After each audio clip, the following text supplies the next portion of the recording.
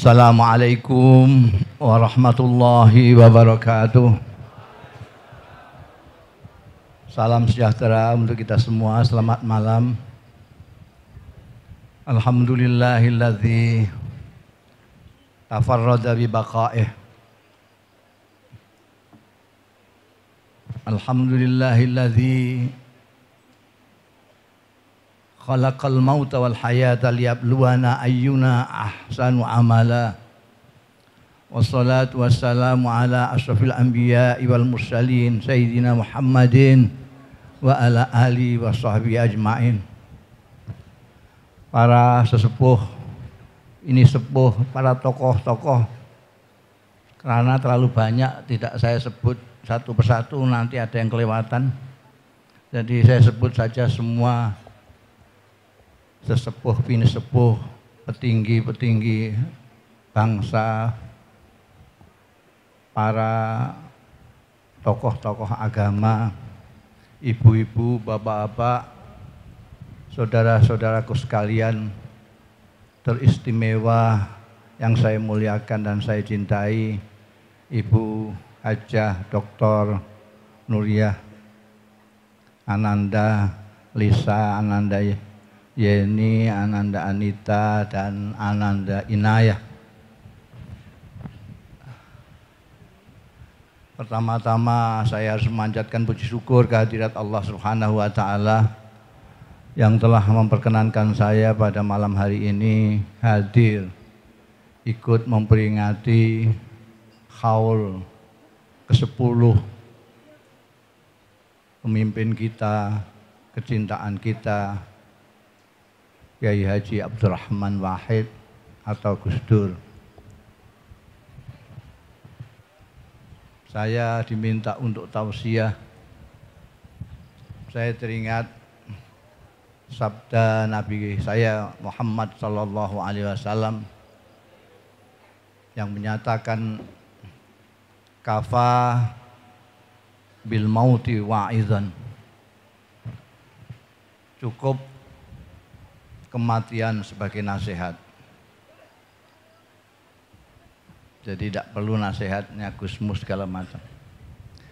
Kematian itu sudah cukup untuk menjadi nasihat. Kalau orang dinasihati oleh kematian kok ndak mendo ya bahasa Indonesianya. Ndak mempan, ya berapa puluh mubalek yang tidak akan mempan. Gus Dur itu orang yang sakti dan dibuktikan oleh orang banyak kesaktiannya itu. Stroke berapa kali, Yen? 3 kali stroke. Masih lari-lari Amerika Tulungagung. Karu-karuan. Seminggu sebelum wafat masih ke rumah saya.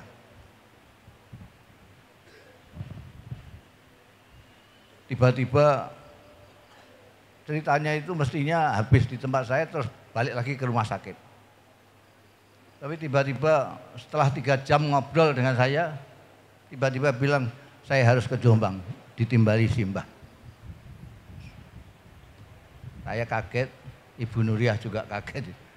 Tidak termasuk dalam jadwal ini, langsung ke Jombang itu. Ceritanya selanjutnya Anda sekalian sudah baca. Jadi kalau Gus Dur yang sakti saja wafat, apalagi kita yang tidak begitu sakti ini. Banyak orang-orang besar, orang-orang hebat, pejabat-pejabat mati, ada yang bilang alhamdulillah ada. Ada orang mati padahal orang besar. Tapi orang alhamdulillah. Karena dia selama hidupnya menjadi beban. Jadi ketika mati beban dirasa hilang, alhamdulillah. Ada orang yang mati diperingati oleh keluarganya sampai 1000 hari, habis itu sudah.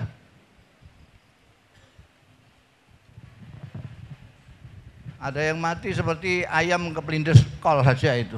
Orang geger sebentar lalu sudah lupa. Ini Gus Dur dikholi, diperingati sampai 10 kali ini. Dan ini akan terus berlangsung kalau naga-naganya ini. Didoakan setiap tahun, tidak hanya di Ciganjur, tidak aja di Tebuireng, di mana-mana.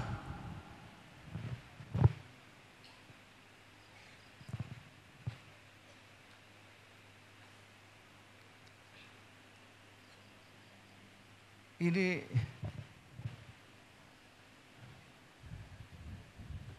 Kanjeng Nabi Muhammad, Nabi Isa, Yesus itu diperingati hari lahirnya. Kanjeng Nabi Muhammad diperingati hari lahirnya, Muludan itu. Yesus diperingati hari lahirnya, Natal itu. Jadi sampean kalau selamat Natal ya sama dengan selamat Muludan gitu. Jadi tidak usah ribut-ribut. Pentau untuk ribut perkara selamat.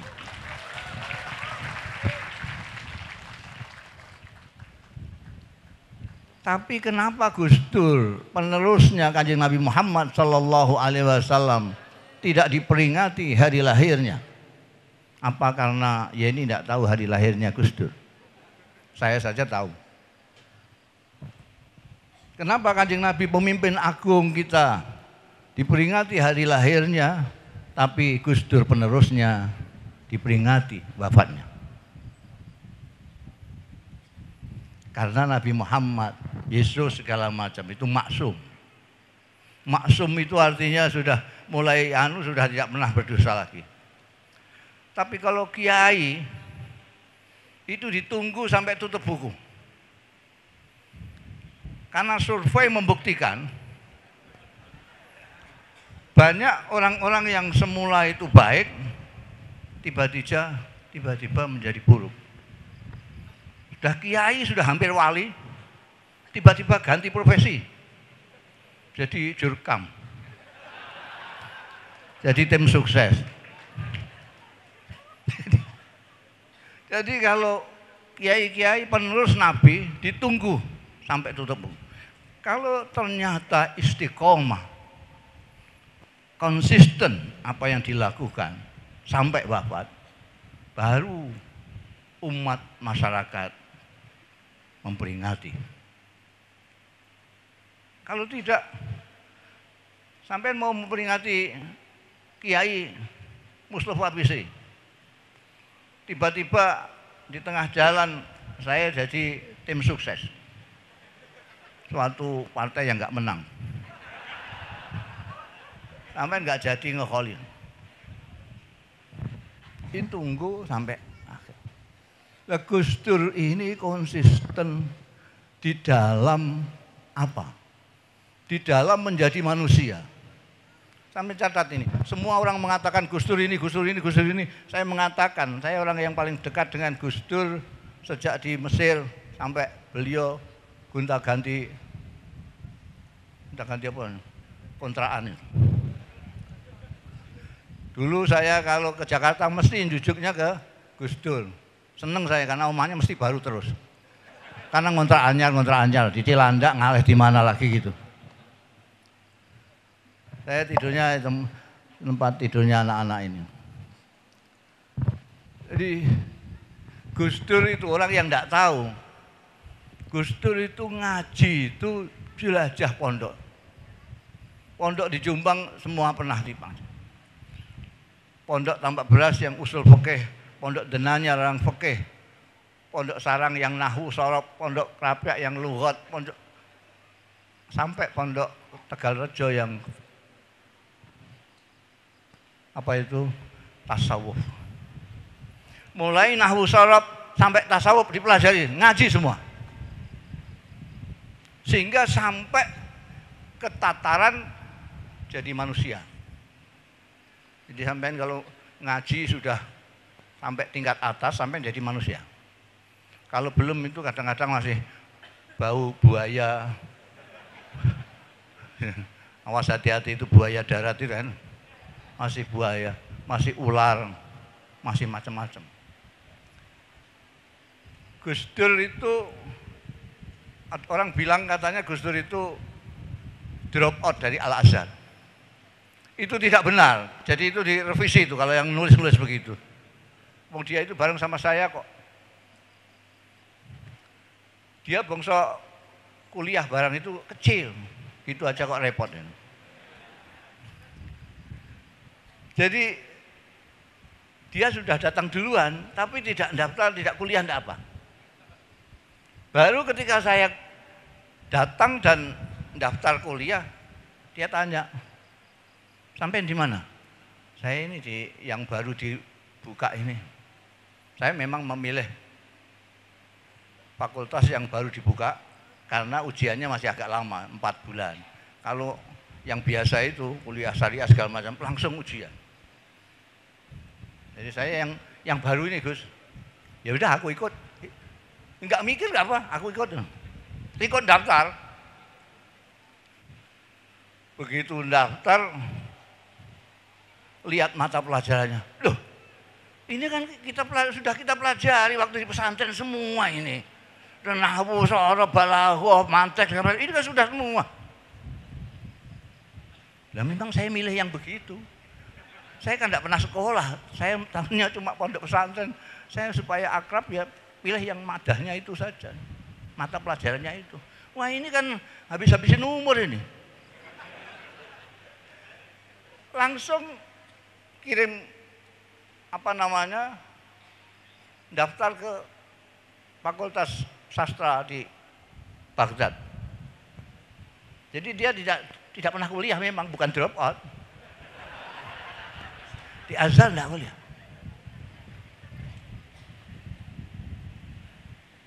Begitu sampai lihat enggak kelihatan. Seperti sekarang kan di Jakarta ini kan kelihatan, wah ini kiai ini ustadz ini ustadz sungguhan apa enggak ya? Enggak jelas. Pokoknya ketok loh, agamawan itu ketok. Serbannya gedean. Gus Dur ya.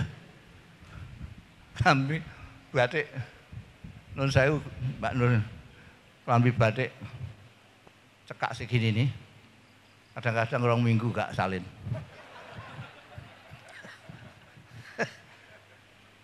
Itu datang ke seminar itu gandul begitu, sampai kawannya dan orang yang paling dihormati dia oleh Gus Dur dan menghormati Gus Dur, orang yang sangat ingin Gus Dur menjadi pemimpin Indonesia, Allah yarham Dr. Fahmi Saifuddin, itu sampai mengupayakan Gus Dur masuk MPR. Dr. Fahmi dulu itu dekat sama siapa Pak Akbar itu yang wakil presiden dulu itu, ada Asparjo Rustan segala macam itu. Akhirnya diupayakan supaya Gus Dur jadi anggota MPR. Gus Dur jawabnya, tanya Gus Mus dulu. Kalau Gus Mus setuju, saya emang. Kalau enggak.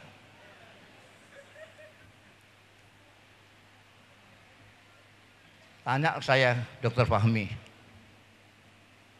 Gus ini saya mau usahakan Gus Dur masuk MPR. Tidak setuju, enggak setuju. Saya langsung gitu aja, enggak. Nah ini rusak nanti Gus Dur ini.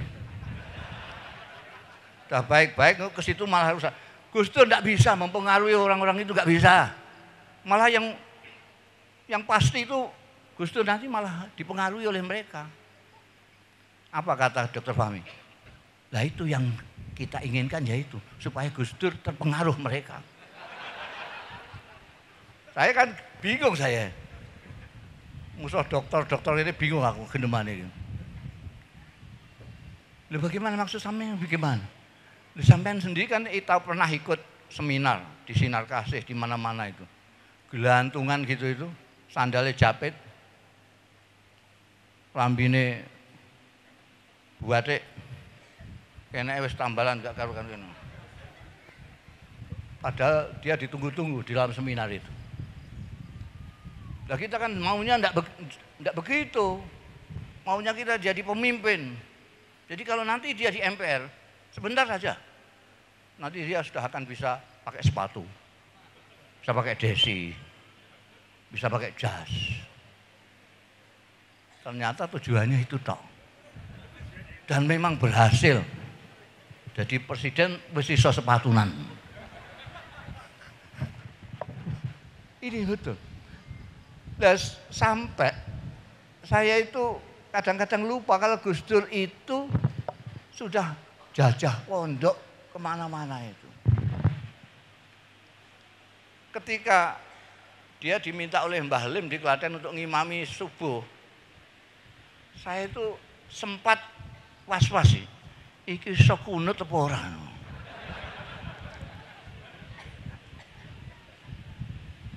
Nah dia sudah jadi ketua dikaji segala macam. Buaran beliau kunutnya panjang sekali. Ya Allah. Lah dia ini mutakharijin dari sarang, dari tambak beras, dari Denanyar, dari Krapyak Jogja, dari Tegarejo.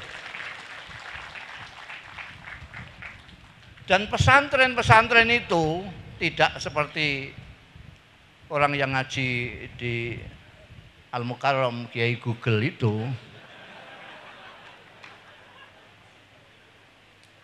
Antara dua, santri diminta untuk apakah dia setelah ngalim mengajarkan ilmunya atau mengamalkan. Tapi yang terbanyak adalah mengamalkan ilmunya. Jadi orang disebut orang alim bukan hanya orang yang ngerti ilmu, bukan orang yang pandai, tetapi yang ngamalkan. Dalam ilmu agama, seperti yang saya pahami, puncak daripada orang alim itu kalau dia sudah menjadi manusia.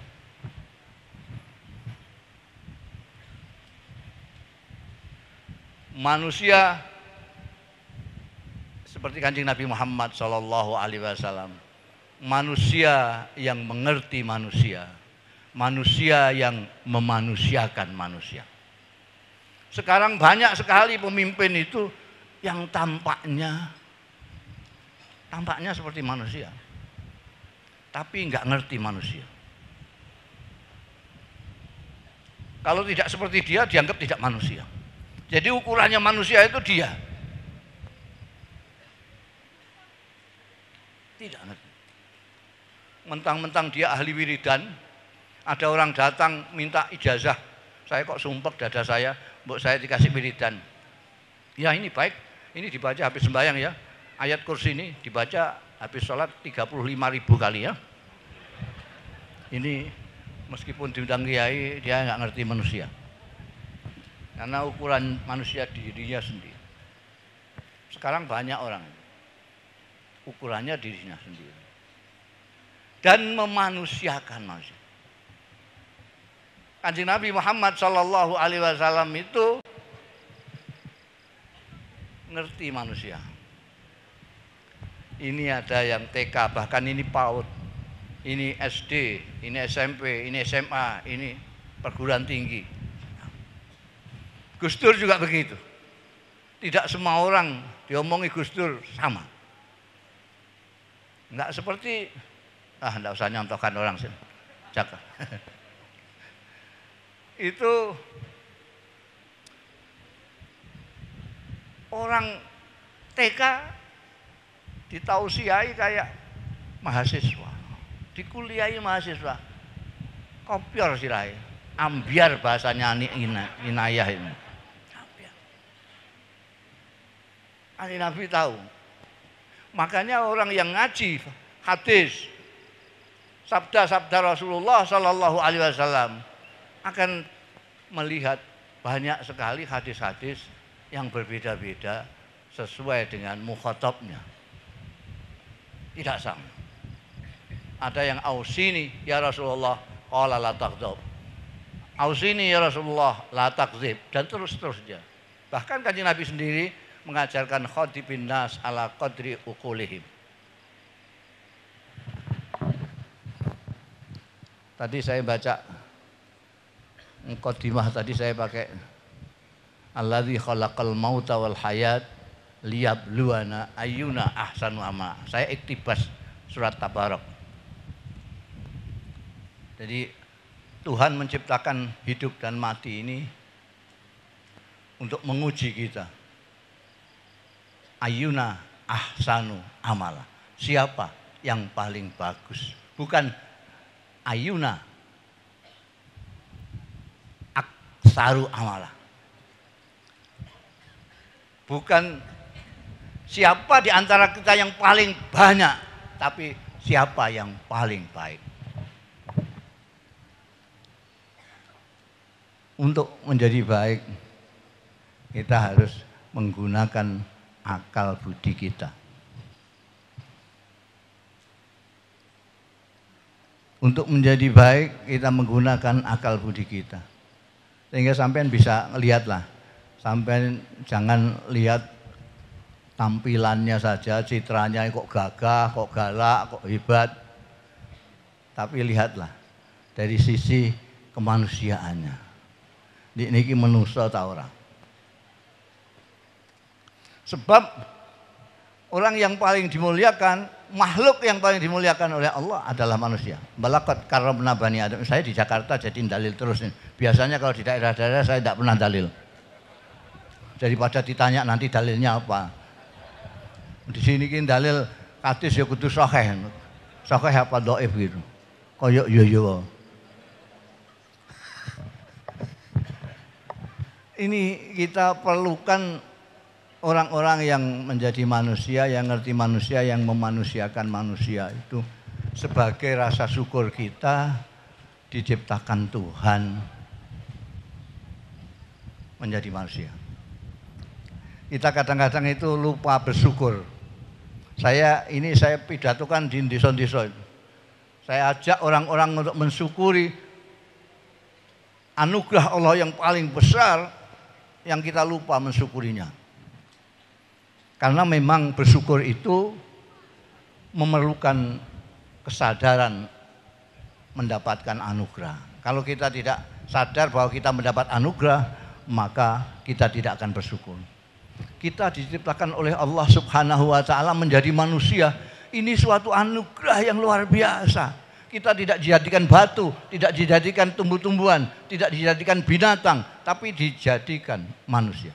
Manusia yang diberi akal pikiran dan akal budi.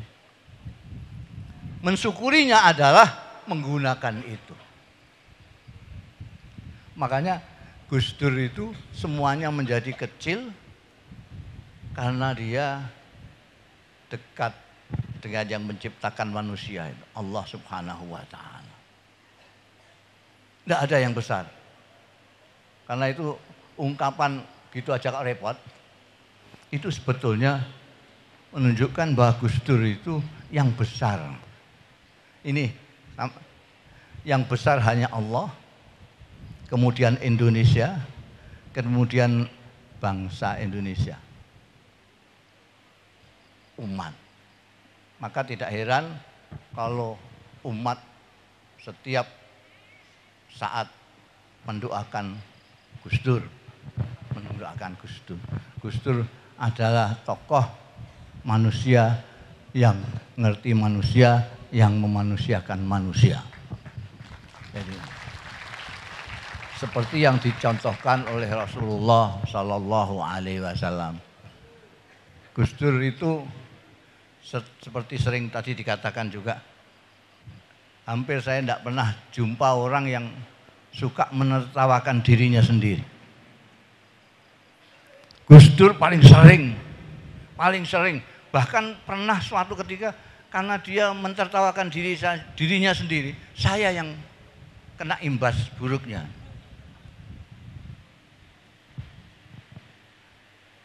Pada waktu pameran lukisan saya sama almarhum Amang Rahman sama Dezawi Imran. Beliau waktu itu jadi presiden. Saya manfaatkan, saya punya kawan presiden. Saya manfaatkannya ya itu, untuk membuka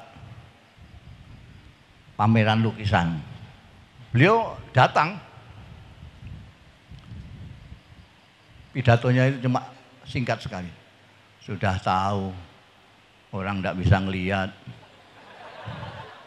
disuruh buka pameran lukisan. Itu sampai ketawa. Waktu itu nggak banyak yang ketawa, Takut presiden loh. Itu Gus Dur. Jadi beliau selalu rendah hati, bukan rendah diri. Dia bahkan kalau sangat optimis, rendah hati itu karena beliau suka ngolok-ngolok dirinya sendiri. Dia di Kuba itu keplaur nelpon saya. Tahu Kuba ya? Itu yang Fidel Castro presidennya waktu itu. Nelpon saya. Ini di mana Gus? Di Kuba. Aku tadi habis pidato, wah dapat aplaus yang luar biasa. Tepuk tangan yang luar biasa. Mau sampein bicara apa? Tepuk tangannya kok sampai begitu.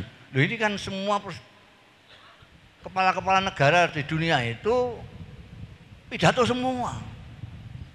Semua karena pidato orang banyak dibatasi 5 menit. Lah untuk supaya bisa 5 menit itu dibikinlah seperti MTQ di kita itu loh. Di depan mimbar itu ada merah, hijau, merah berhenti, kuning siap, hijau. Lah saya kan nggak lihat. Tapi kok pas 5 menit. Wah, mereka tepuk tangan semua.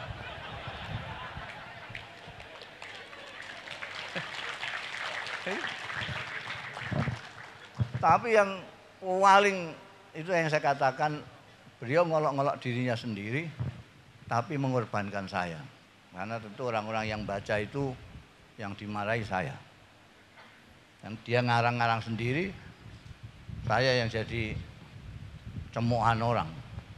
Dia cerita katanya ketika di Mesir dengan saya itu sukanya masak dengan saya. Dia bagian masak, saya bagian belanja katanya. Nah di Mesir itu jeroan dan kepala itu tidak dijual, tidak makan orang sana, tidak makan jeroan, tidak makan kepala. Habis itu dikelemprakkan itu saja.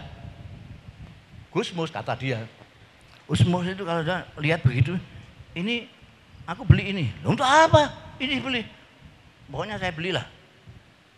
Wah itu tidak dibeli aja, mungkin dikasihkan. Murah sekali, karena nggak dimakan. Untuk apa kamu beli ginian?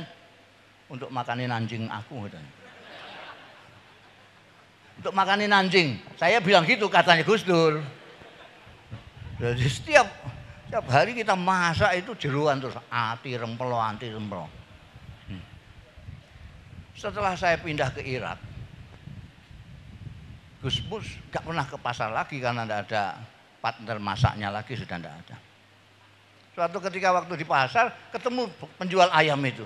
Loh, ini kamu kok enggak pernah kesini lagi? Katanya Gus Dur. Saya jawab, nah ini anjingnya sudah pindah ke Irak. Lah kan kacau itu. Asli ini Gus Dur. Saya enggak ikut-ikut ini. Jadi Gus Dur itu enggak ada yang besar. Enggak ada, semuanya kecil. Makanya santai sekali. Beliau pegangannya wa mal hayatud dunya illa laibun walahun. Dunia ini hanya main-main dan sendau gurau saja. Gus Dur santai. Enggak pertentangan kayak orang-orangnya. Orang-orang santai sekali. Jadi sampean itu kalau beragama kok pertentangan. Sampai harus hijrah.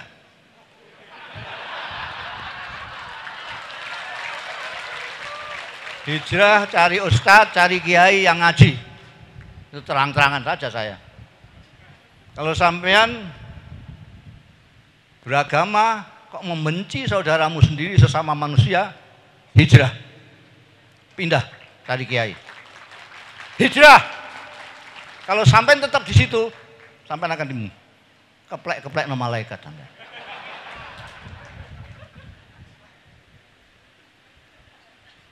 Ada?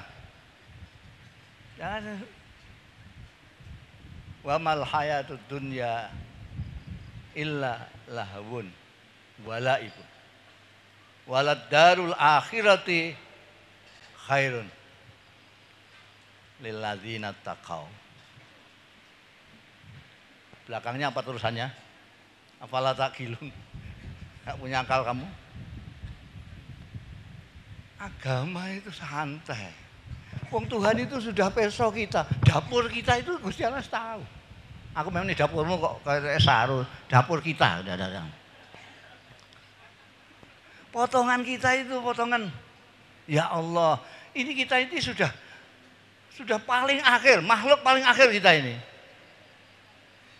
Wong kiamat sudah kemarin itu tahun 2012. Ini udah 20 kan sudah kelewat itu. Jadi sampean masih ngaji, sampai masih selawatan itu udah masih bagus sekali, bagus sekali. Mesti swargane lah mesti anu. Kok pertentangan itu lah apa? Santai. Orang-orang seperti kita ini, sampean bayangkan, umpama ditakdirkan Tuhan hidup zaman Kanjeng Nabi Muhammad. Coba sampean pikir yang cerdas.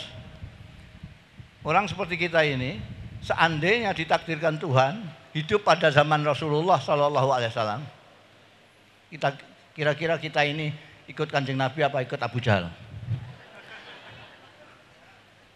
Jawab dengan cerdas sambil cermin muka kita. Kira-kira kita itu pantas enggak? Meskipun yang hebatnya seperti Imam Masjid Istiqlal, kira-kira beliau sanggup duduk bersama dengan Sayyidina Ali misalnya? Lah kemarin di Jakarta itu ada gambarnya politisi-politisi konyol itu. Di sini ditulis Sayyidina Ali, sini ditulis Sayyidina Umar. La ilaha illallah. Goblok kok tikal-tikal begini. Itu enggak baca sejarah, enggak pakai akal belas. Jadi kiranya dia itu siapa? Sombongnya kok sampai segitu. Ya sing dipasang gambar ya meneng ae. Jauh. Saya sendiri pernah ngelamun itu. Wah, kalau saya ditakdirkan hidup zaman Rasulullah, enak sekali saya. Saya tidak usah baca Quran, tidak usah ngapalkan Quran, karena ada Quran berjalan. Saya tinggal lihat Kanjeng Nabi saja. Bagaimana Kanjeng Nabi bergaul dengan Allah, bagaimana bergaul dengan manusia, bagaimana bergaul dengan istri dan lain sebagainya. Tinggal lihat saja. Tapi akal sehat saya yang ngamuk di dalam hati. Alah, diapurmu. Ngelamun mau hidup zaman Rasulullah. Potongan kamu ini kalau ditakdirkan hidup zaman Rasulullah, nggak akan ikut Rasulullah kamu. Pasti ikut Abu Jahal kamu. Potong kamu, mesem ae ra iso kok. Mesem saja tidak bisa.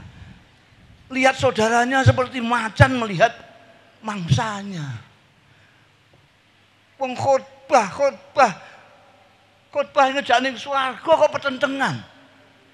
Itu saya enggak paham saya. Mengejak ke swarga kok mendelik. Ayo ke swarga, yuk swarga. Kalau enggak tak keprok ndasmu.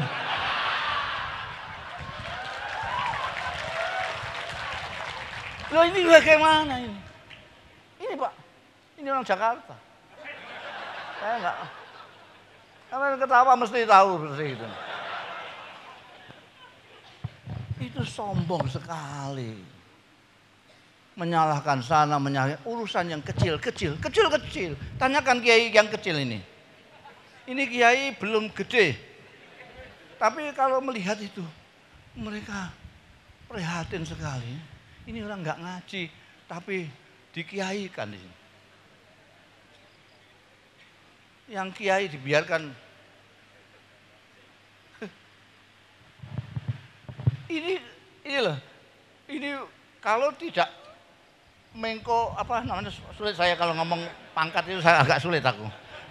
Menko Polhukam. Sebetulnya beliau ini itu kena cobaan nih Gusti Allah. Oh dia kiai. Waktu Gus Dur jadi presiden, pertama kali saya rombongan kiai yang dibolehkan masuk. Saya ke istana pertama kali. Habis itu tidak pernah lagi. Pertama semuanya mengucapkan selamat. Semuanya pakai sepatu, saya sandalan sendiri. Itu ada yang jaga. Pakai sandal, Pak. Ya, presidenmu dulu ya sandalan gini. Semua mengatakan selamat, termasuk Kiai Sahal Mahfud. Selamat, selamat presiden. Saya bilang, saya bela sungkawa. Saya sendiri yang mengatakan bela sungkawa. Kiai ape-ape jadi presiden. Jujur nih kok leren. Sedih loh, alhamdulillah doa saya makbul. Wong ape-ape jadi presiden. Wong ape-ape iki hati-hati sampean ini. Iya. Oh itu jabatan itu merusak uang. Jabatan merusak uang, nek ora kuat-kuat. Mau saya pernah menjabat jadi Rais Am sebentar. Wah rasanya harus kudu fatwa terus saja saya.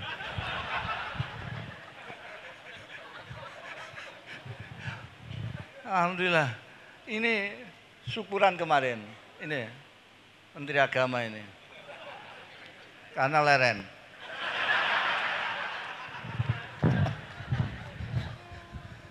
Jadi ini kiai tapi ketutupan. Kiai ketutupan pangkatnya. Ini sebetulnya kiai. Lalu dilecehkan di sosial media itu. Saya ngikuti itu. Dibully orang ini. Wah itu nggak ngerti dalil. Lu nggak ngerti dalil gimana? Ini kiai Madura.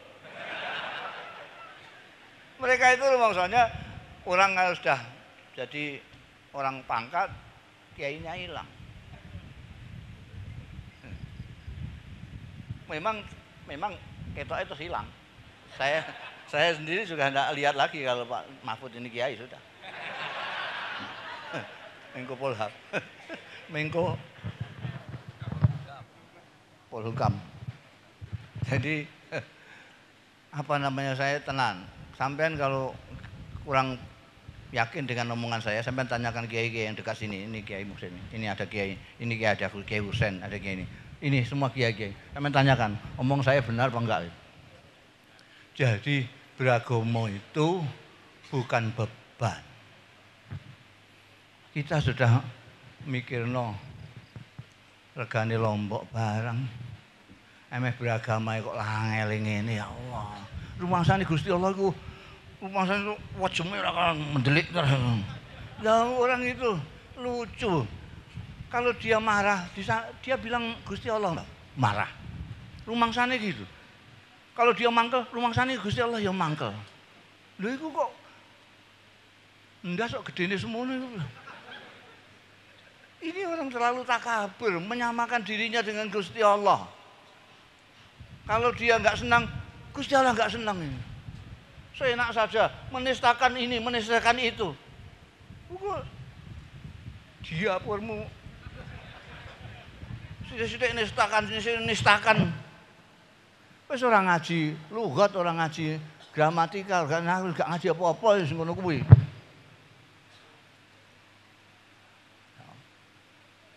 Kalau nggak percaya itu Ustadz kamu suruh ke sini. Biar bantah-bantahan sama saya. Mau angkel aku. Pak Mahfud ini pakai dalil. Ini saya dibully. Yang bully siapa? Bukan imamnya, makmumnya. Ada yang bertanya kepada saya, loh itu tapi followernya kok banyak. Kalau itu tidak benar kok followernya banyak. Saya bilang, di Quran itu ada wa fauqa kulli dzi ilmin alim. Di atas orang yang alim masih ada yang alim lagi. Di atas orang alim ada yang alim. Jadi jangan sombong. Di atas orang alim ada yang lebih alim. Saya tambahi sendiri di bawah. Batah takuli jahilin jahul. Yang ketawa sudah paham, jadi tidak usah saya terjemahkan. Wassalamualaikum warahmatullahi wabarakatuh.